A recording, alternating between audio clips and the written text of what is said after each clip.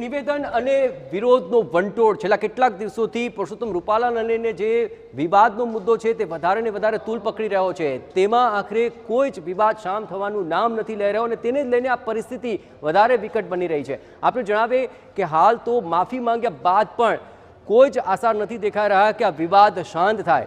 અરજી પર અરજી અને સાથોસાથ ફરિયાદ પર ફરિયાદ થઈ રહી છે, પરંતુ આ સમગ્ર મામલે હજી જે તમામ બાબતો છે તે હજુ પણ વધુ વિવાદનો જ સામનો કરી રહ્યા છે, જેમાં રૂપાલાએ ક્ષત્રિય સમાજનું અપમાન કર્યું હોવાનો આદિત્યસિંહ ગોહિલે કોર્ટમાં બદનક્ષીનો દાવો કર્યો। તો અમદાવાદના સાણંદ ખાતે પણ એક ફરિયાદ થઈ। શંભુભા વાઘેલાએ સાણંદ પોલીસ સ્ટેશનમાં કાયદેસરની કાર્યવાહી કરવાની માંગ કરતી ફરિયાદ કરી છે। રૂપાલા સામે દેખાવો પણ શરૂ થઈ ચૂક્યા છે। સુરેન્દ્રનગરની વાત કરીએ તો ક્ષત્રિય સમાજના મુખ્ય કાર્યાલય બહાર પૂતળા દહન થયું। વધતા વિવાદને જોતા પરસોત્તમ રૂપાલાની સુરક્ષા વધારી દેવાય છે।